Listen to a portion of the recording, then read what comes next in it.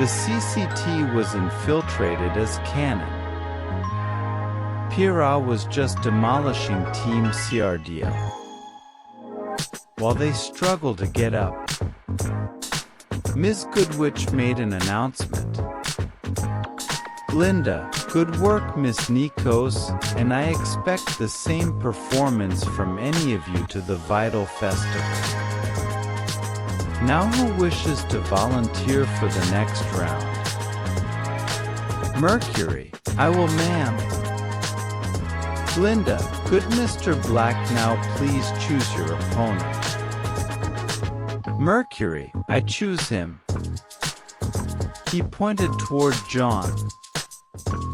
Glinda, as you wish. Mr. Branwen, please make your way into the arena. Emerald suddenly whispered to Cinder. Emerald? He's a Branwen?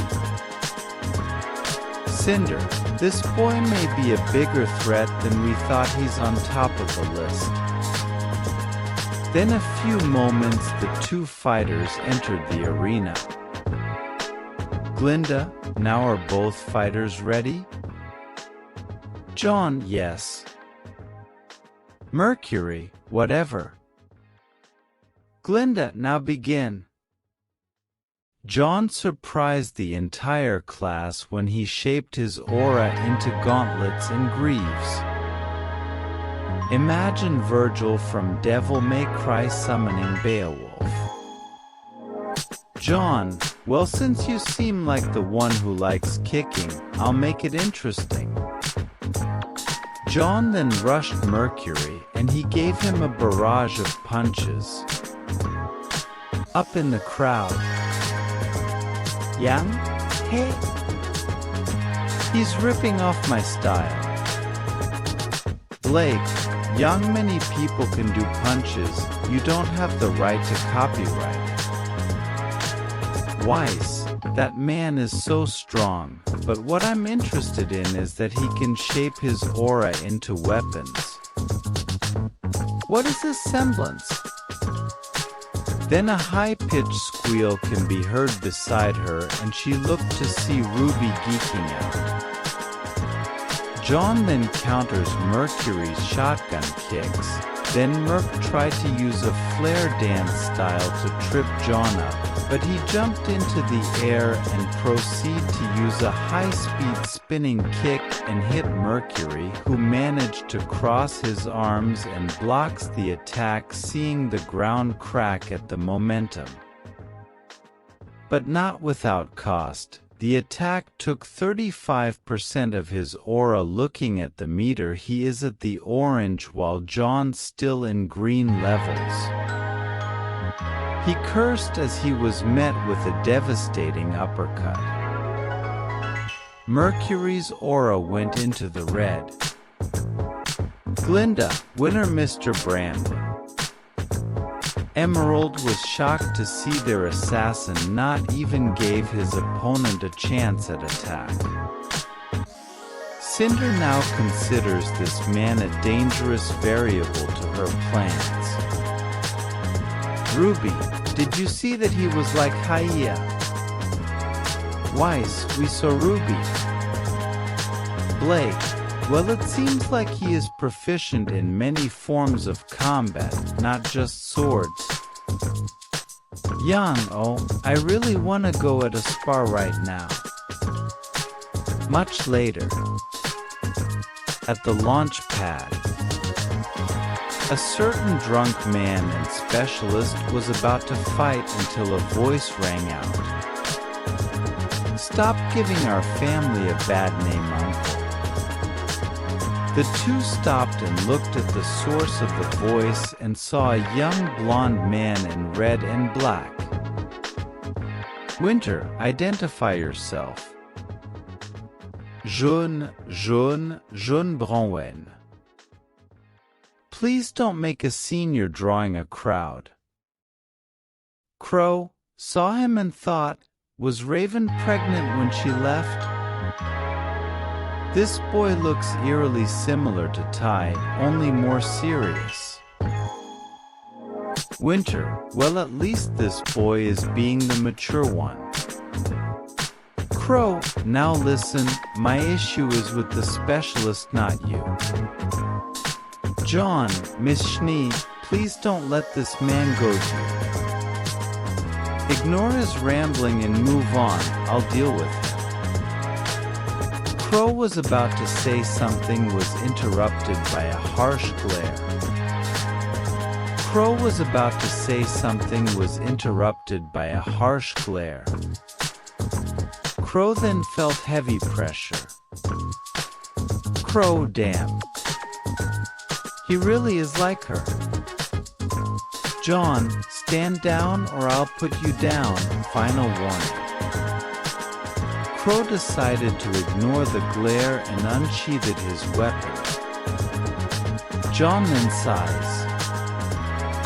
John, mother was right as always, you really are a man-child.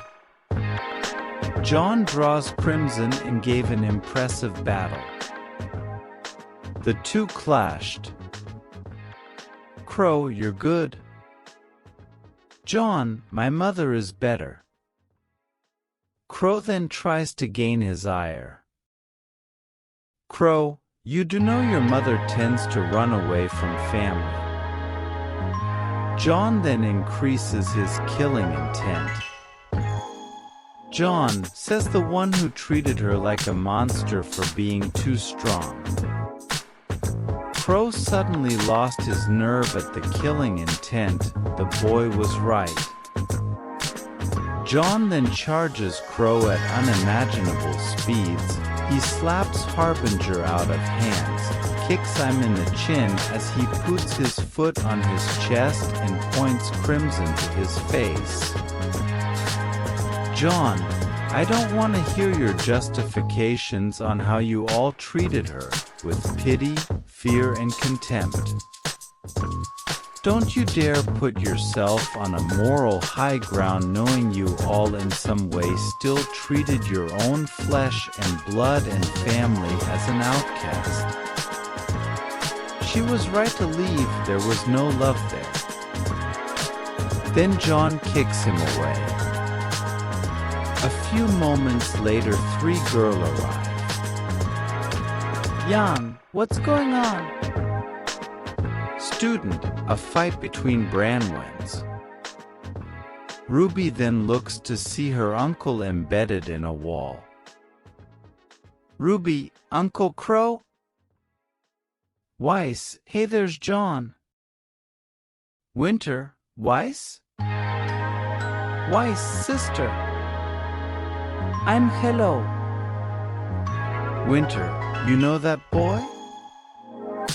Weiss, he's our classmate. Winter, he's a student? He beat that man quite easily. They look to John once again in a clash. John uses his aura to boost his speed immensely as he glows red as he just moved in a blur of red particles. John uses his aura to boost his speed immensely as he glows red as he just moved in a blur of red particles.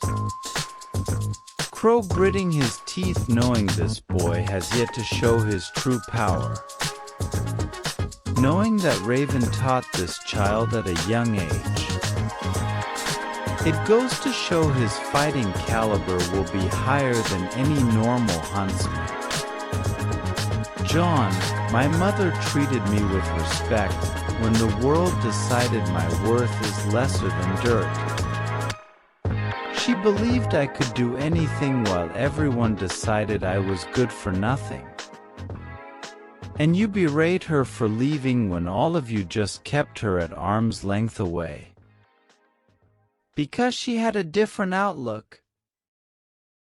How ironic you, her own twin brother, knows nothing about who she truly is. As they near for another blade struggle, a cane stuck in between the swords. Ashbin, I believe this family drama should not be made a spectacle. Mr. Branwen. Jaune looks at Ashbin. Ashbin saw small tears in the young boy's eyes. Truly, misunderstandings and miscommunication is the issue of all mankind. Jaune relented as he knows better to let his emotions cloud his judgment too much. Ashbin, I believe the matches in the arena should have sufficient entertainment, do you all think? Glinda repairs the surrounding area. Glinda, Mr. Branwen, follow us. Jaune and Crow, which one? Ashbin, both. Jaune then noticed a familiar silver-haired man move away from the crowd. Jaune, well, they now know the fraction of what I could do. We'll see how foolish they are.